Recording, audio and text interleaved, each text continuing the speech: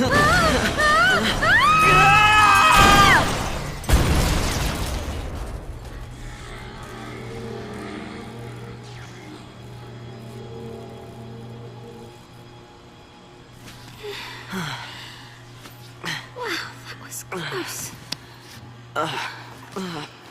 Now, where is the...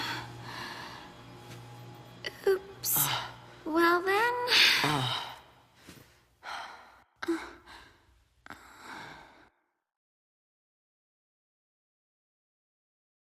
Guess it's just us. What did you expect? Even soldiers know not to go near the falcie. You become a Pulse Fal'Cie, and you're finished. What do you mean, finished? Haven't you heard, Miss... Vanille. Huh? My name. And yours? Hope.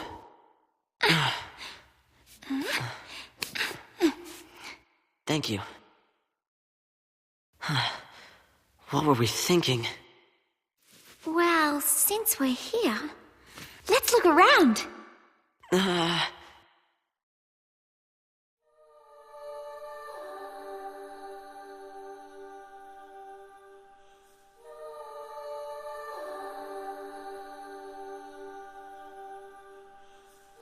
Oh, check this out. Hey! Vanille, where are you?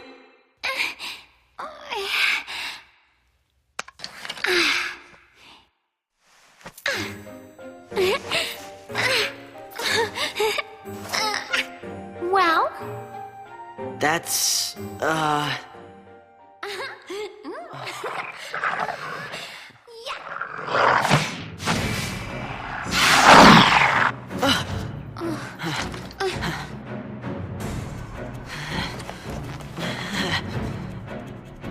Way to go, guys. Anyway, welcome back to TheScottSpot. I'm Scott, and you're watching Final Fantasy XIII. This is the start of Chapter 2, and we're now playing as Vanille. And as you can see, she has a very unique weapon. Sort of like a fishing rod combined with a cat and nine tails. I don't even know what to call it. But it's a binding rod, so...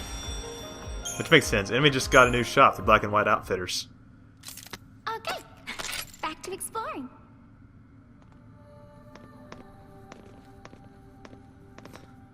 It's like Vanille has no idea how much danger they're actually in. Let's see what's new in the data log. Events. Oh wait, we still got one more in Chapter 1. Into the Vestige. Snow still cannot shake his feelings of guilt. Despite his efforts to protect the purged deportees from the Sanctum forces, many have fallen. The death of one woman in particular haunts his thoughts, a mother fighting for the sake of her son, who gave her life to save Snow.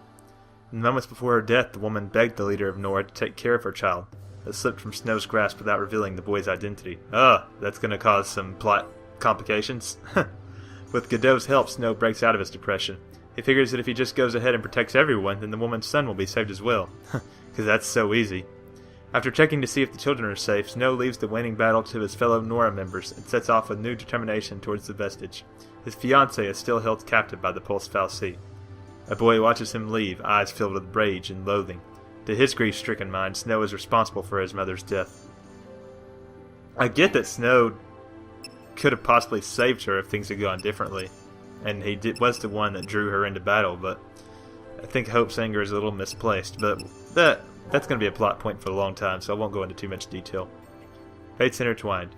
For centuries, the Pulse Fal'Cie has slumbered undisturbed on the outskirts of the Cocoon City. On the day the lower world entity is finally discovered, Cocoon's peaceful society is plunged into chaos. The government judges the city's inhabitants to have been tainted by their unwelcome guest, and begins a merciless campaign to expunge both the Fal'Cie and the corrupted citizenry from the face of Cocoon. Instead of the exile they were led to expect, civilians face extermination at the hands of the Sanctum army. People attempt to fight back, but are hopelessly outmatched by the military. Lightning cuts her way through this battlefield, doggedly followed by the desperate Sazh. Snow, meanwhile, seeks to rescue his fiancée, and a boy spurred on by dreams of revenge pursues Snow with the help of an unusual young lady. Though driven by separate goals, their paths all lead to the same end, the Pulse Fal'Cie. Ooh, I can see how I was about to say how everybody's going to meet up, but the chapter title itself says Fates Intertwined. In pursuit of Snow. Hope has fallen into a panic. In his single-minded pursuit of Snow, he has rushed into the lair of a falcie, and is only now recalling the terrible nature of the being that lurks within. The Pulse entity could use its power to curse them, to turn them into FAL'Cie. Pulse FAL'Cie are the doomed servants of the falcie who created them, despised and feared by the people of Cocoon. Hope's companion, Vanille, seems unconcerned by this dreadful possibility. Bemused by her indomitable cheerfulness, he nervously follows her in search of Snow. It was Snow who convinced his mother to fight. It was Snow she was protecting when she died, and it is Snow who must be made to pay. Jeez. Another thing that it's useful for these data logs is they kind of give you an insight into how the characters are feeling, if it's not clear from the cutscenes. History and Myth. Pulse FAL'Cie. Pay attention to this because the concept of FAL'Cie is very important to the overall plot. The beings known as falcie possess the power to enthrall unwilling human instruments, compelling the victims to serve their will. These individuals, known as FAL'Cie, are marked with I don't even know what that means, indelible brands. They gain the gift of magic, but also bear the burden of completing a task known as a focus for their falcie master. Pulse FAL'Cie, tools of falcie from the world below, are considered dangerous enemies of Cocoon society. As there exists no means of removing the FAL'Cie brand and the curse thereby imposed, Pulse FAL'Cie are hunted relentlessly. Of course. Locales, because we're in a new place. Pulse Vestiges. The falcie sculpted Cocoon in antiquity, using resources harvested from the world below. The Cocoon shell was fractured in the war. They repaired it with raw materials again gathered from Pulse, buildings chief among them. Remnants of these structures, turned vestiges, can still be found throughout Cocoon today. The centuries-old vestige outside of Bodom was believed to be nothing more than a harmless curiosity. The discovery of a Pulse falcie inside its walls proved this false, however, leading to the detainment and subsequent purging of countless citizens whose only crime was being in the wrong place at the wrong time. Yeah, it's really fucking unfortunate. Ah, well, what can you do? Probably should have saved an Iron Bangle for Vanille, but I think we'll be fine. So yeah, FAL'Cie have a really raw deal. Basically, they're given a mission to complete for the falcie, and by the falcie. Many times FAL'Cie have no options as to whether or not they become a FAL'Cie. They're given the mission. It's called the Focus, as I said. Oh, that doesn't look good. And if they complete it, or if they don't complete it within a certain amount of time, they become zombie-like creatures called Sazh, which we'll learn more about later. But even if they succeed, they become crystal structures. But the game and the plot itself, we'll get more into that shortly. Anyway, what's over here? Ah. Probably should have tried to sneak up on this guy, but oh well. So Vanille has the binding rod, and Hope has his boomerang, which is powered by AMP technology, I believe, or AMP, whatever the official name for it is. But enjoy Vanille's and Hope's attacks while you can, because they are very unique animations. The only thing is, the two characters, once they learn to use magic, are much more useful in that regard. So, there's no real point. Oh. There's no real point in having them be physical attackers. So here what's happened is I've gotten a preemptive strike by sneaking up on the enemy. What that does is it not only starts every enemy with basically a full stagger bar, but you can stun them really quickly. Well, that wasn't scary at all. But it also gives you like a full ATB gauge bar to start with. You don't have to wait for it to charge up. Man, Hope is like, what the hell have I gotten myself into?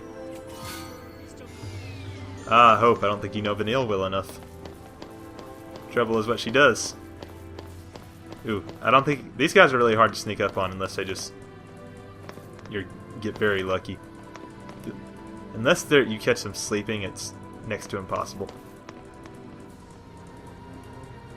But yeah, preemptive. If you get a preemptive strike, that can mean the difference between a very difficult battle and an easy one. But this time it's going to be a normal battle. Such a unique weapon animation, though. I do applaud them on that.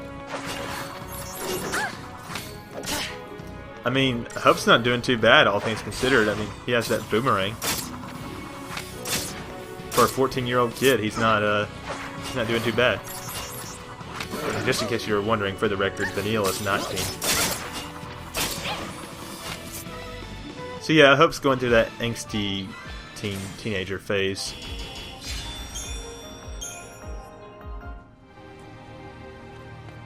Vanille's so cute. Look at the scenery. Okay, sorry, I got distracted by the game's beauty again. Alright, so we got that. What else do we have to look for in here?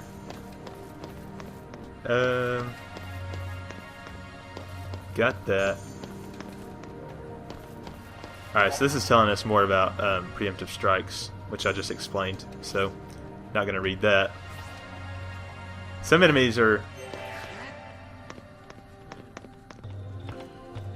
much easier to sneak up on than others. Oh hey, it's Nosebike. Where is he? Maybe I can get this guy. Ah, nope. Too bad, they basically designed that encounter to where you can get a preemptive strike. Guess it's a good thing I already showed it off. Daydreaming now. So as Vanille, there's even less options as to what to do against these guys, because all you have as an option is to attack. There's no blitz or hand grenades. But this is okay, because their attack animations are so unique, they're just fun to watch. And we still got 5 stars anyway. Let's get this. Ah, an iron bangle. Just what we needed. Equip that ish. Oh, I forgot to mention, I thought this was funny. When Vanille first takes off her sacrificial robe in a cutscene a little bit ago, and she has that outfit on, he was like, this is one of my best friends, he said, you know she's an important main character when you see her clothes and she looks like fucking Pocahontas. And he's got a point. Anyway, let's jump over this. Oh, you guys were waiting, weren't you? Alright, fellas, you want to play nice? No daydreaming now. Jeez. So I guess there's like little bits of shrapnel or something, or nails or something on the ends of her whip rods. Boom.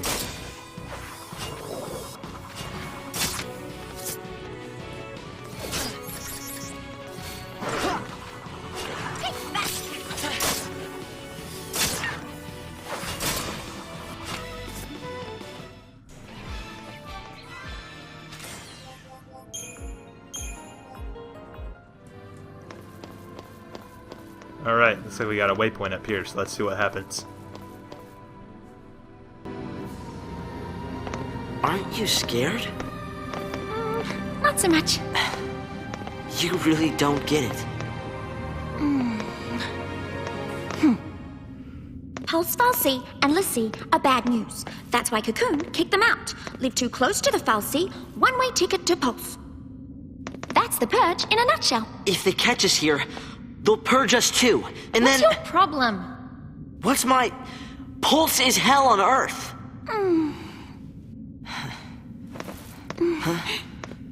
We'll be okay. Calm down. Get off me.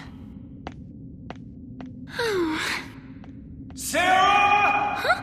Can you hear me? Where are you?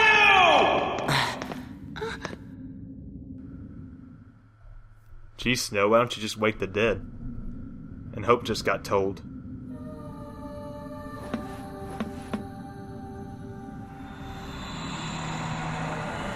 Oh yeah, this place doesn't look confusing at all.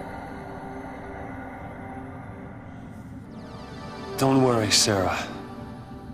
Your hero is on his way.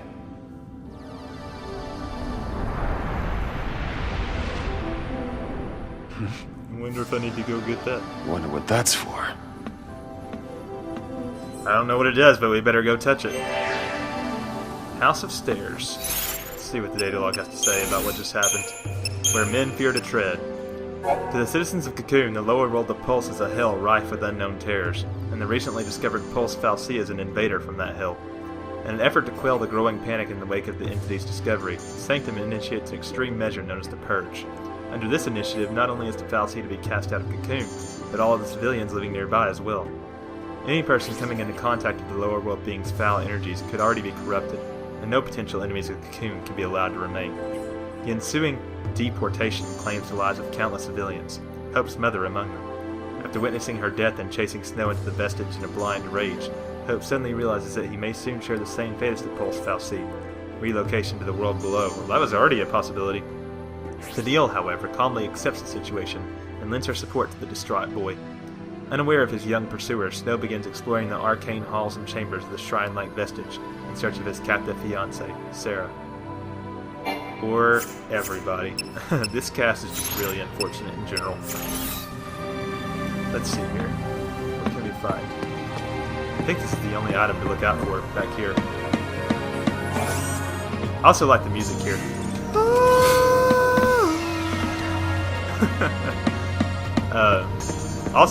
We don't even need the data log. I mean, we could have skipped to this point in the game without seeing any of the prior story, just based on Vanille's summary. Pulse Fal'Cie and the sea are bad news. Live too close to the Fal'Cie, get deported to Pulse. That's the purge in a nutshell. Oh, that's all we needed to know. Thanks, Vanille. I don't think there's anything down here. Jump! Just kidding. Alright, so, like any video game, we should head towards... Oh, shit. I forgot there were monsters down here.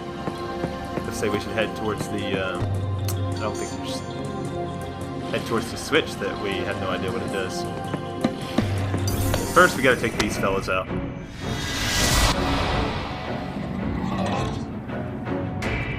Nothing to worry Who's he about! even talking to?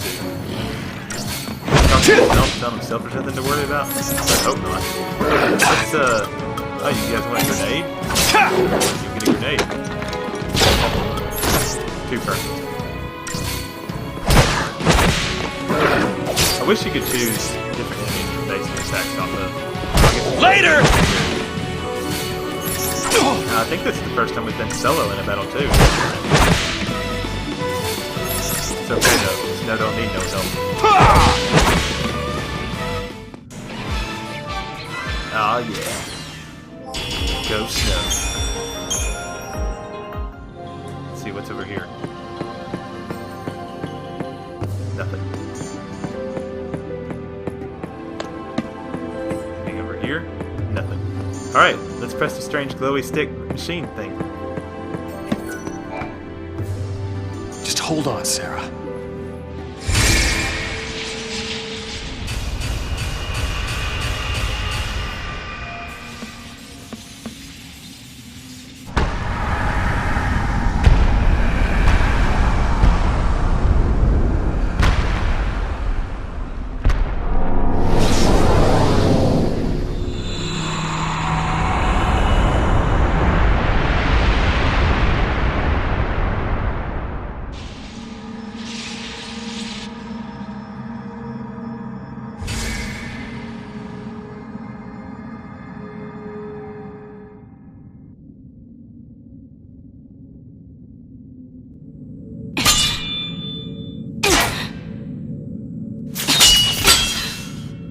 Still won't budge? I think the door's winning. Why didn't I listen? Beg your pardon? It was me. This is my fault. Beg your pardon? Cover your ears. Huh? Oh, blast charge? Oh, wait, hold on. All right, hold up. All right, go for it! Make it happen!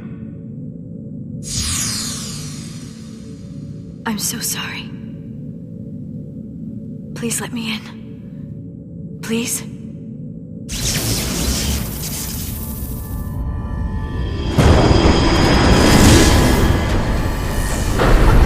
Hey! Right. What? How'd you open it? After you.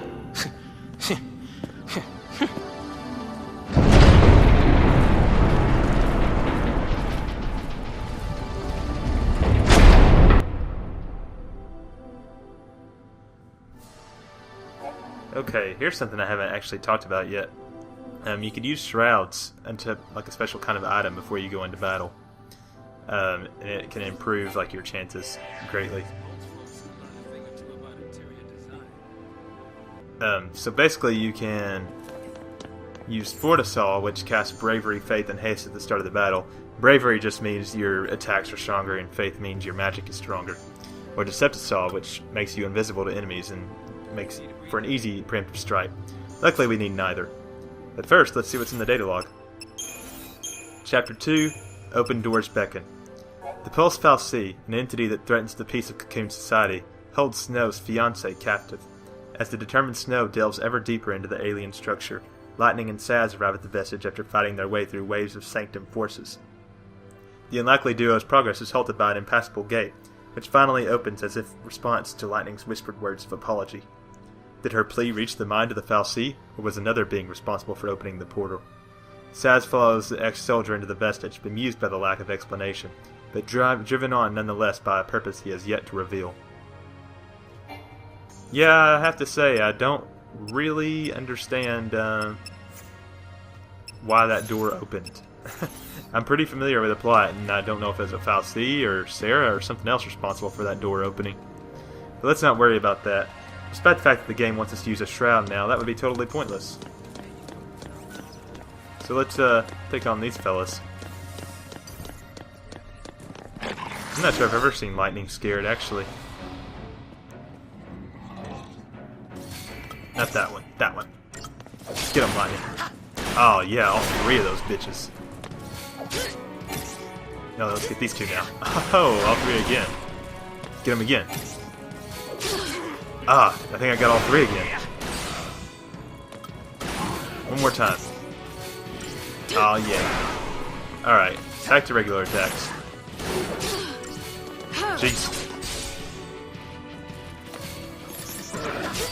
Alright. You're next, buddy. Pantheron C. Pantheron Charlie. You're dead. It's kind of weird how Lightning feels the need to backflip every single time. Alright. Who's next? Oh, you guys.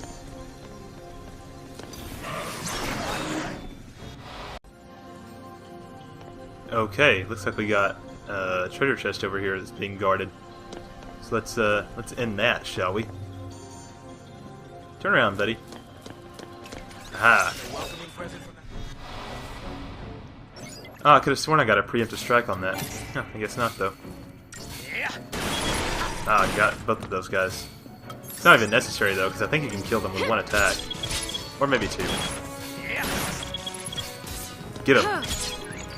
Yeah, these Werg Scandroids are nothing to worry about. 5 stars. And we should be able to get to this chest now as well. Has a Phoenix down. I also like how this game introduced, well, I think Final Fantasy XII introduced it, but they say like a tuft of Phoenix down instead of like, you got Phoenix down. Ah, this should definitely be a preemptive strike. Which basically means these guys are going to go down in seconds flat.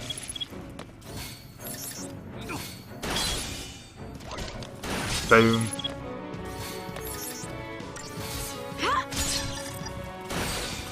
Get him, Sazh. Nice.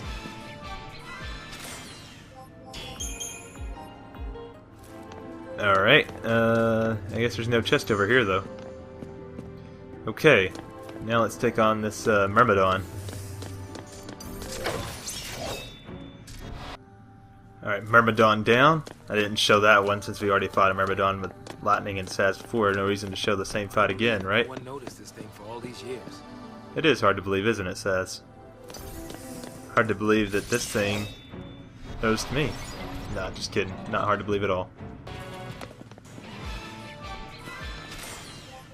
One thing I do miss is the classic victory fanfare. I have no idea why they cut it out. If you don't know what I'm talking about, it's like the da da da da da da da da da.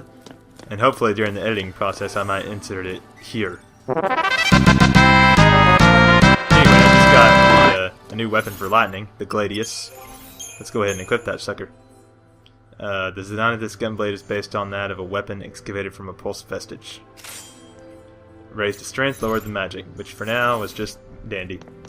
I think they knew they didn't want people to feel like they celebrated every time they won a battle, since the battles in this game can be very fast-paced. Alright, so we got a Myrmidon again, but this time he's accompanied by a freaking Pantheron.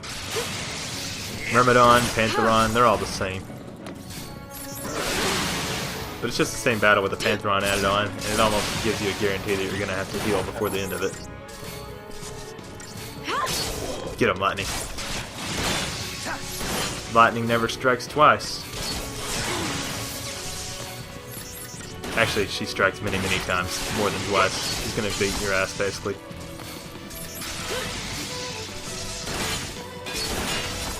Rapid attacks. Oh geez, we're kind of in trouble. I better heal.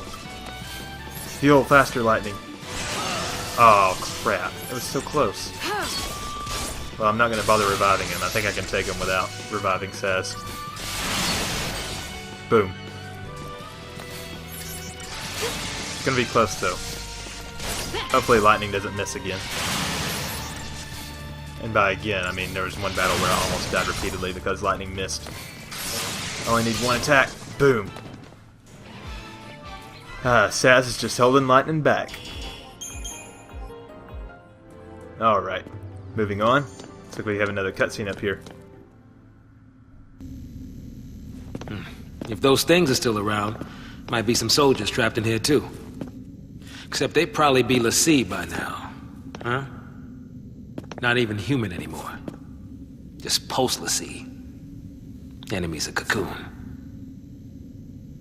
Can't show them any mercy.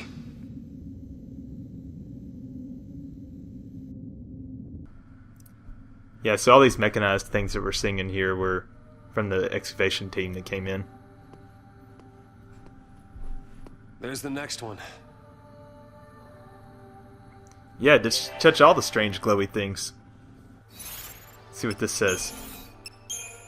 The 13 days, day 11, discovery. The Bodum Vestige was a minor local landmark paid little regard. That changed on this night when SciComm discovered that the relic's long-sealed entrance had somehow been opened. A reconnaissance team was sent inside, reporting the discovery of a Pulse Fal'Cie before communication links suddenly went silent.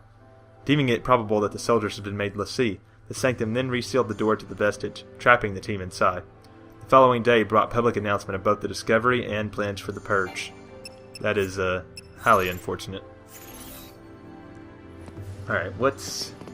Yeah, you should always turn around at the start, when it first starts you out, because 9 times out of 10, and by that I probably mean like 1 out of every 3 times, there's going to be something behind your starting position.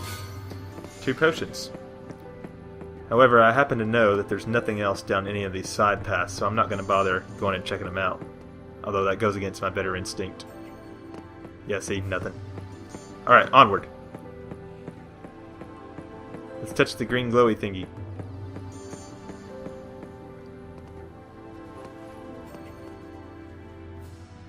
You guys aren't going to turn around, are you? You're just going to wait. Fine. Snow can beat your asses. Nothing to worry about.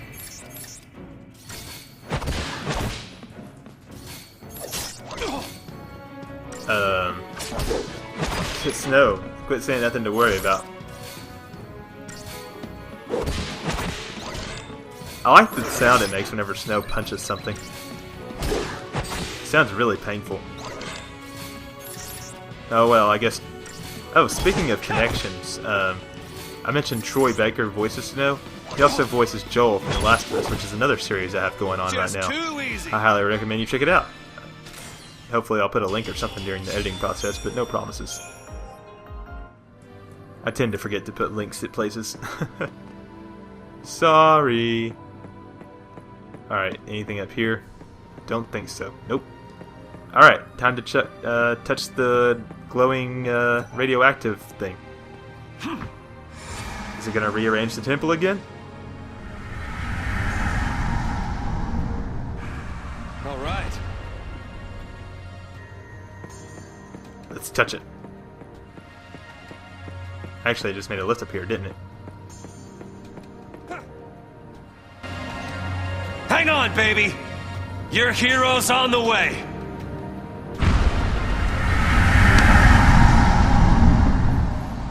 And he just stands there awkwardly.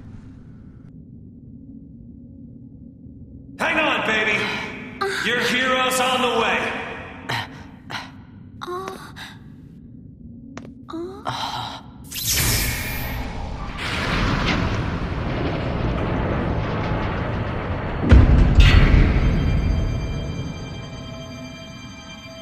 He is here. Calling himself a hero?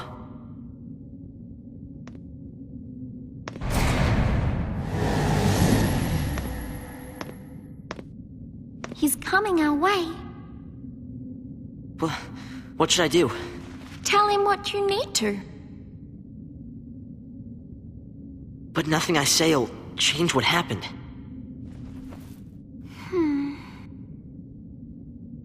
We could just run away.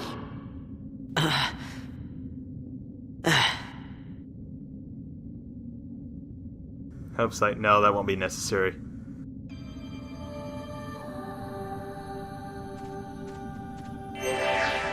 Alright, what's in the data log now? Data log. Events. Chapter 2. In the Shadow of FI'Cie. Military weapons stalked the halls of the Vestige. That the SciComm recon team that uncovered the lower world being 2 days ago previous is still trapped inside. Lightning and Sazh know that the real threat is not a part of the Sanctum Army, but the Pulse Fal'Cie and its servant FI'Cie. Pulse FI'Cie are former humans who have become agents of destruction. Those residents living near the Vestige face being purged simply because of their proximity to the Fal'Cie and the possibility that its power has bound them into servitude. With tales of FI'Cie haunting his thoughts, Hope hears Snow's voice calling in the distance.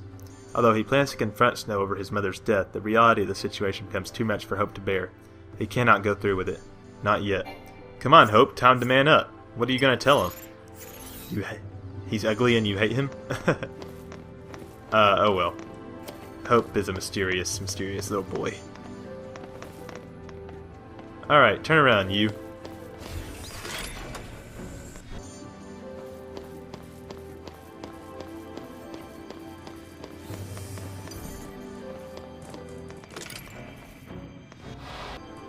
Got it. Alright, let's go back this way and take care of these guys before we get too overzealous. Hey, guys. I'm not sure if we fought 4 before, so I'll probably try to show this battle. First, Vanille has to, like, whip all these guys. This battle should go by quickly, hopefully. Gotcha. Gotcha. Gotcha. Well, that wasn't scary at all. I agree, Vanille. Alright, we got thickened hide and torn leather. And in this treasure sphere is a vial of Fortisol. One of the shrouds. Alright, let's go through this door, shall we? Dang, Vanille's just so happy. Look at her run. So it says she's like prancing through a field of flowers. Alright, before I get too excited, I want to go back here for a second. This is going to be anticlimactic, but you can actually defeat enemies to get their shrouds. So, I believe, I can't remember if it's the Zwerg Scanjoids or the Pantherons that drop shrouds. The thing is, this is a perfect opportunity to grind for shrouds. They're coming way handy useful, and they're actually pretty rare, and I think this is one of the only times in the game you can actually get them to drop. So I didn't get anything that time, but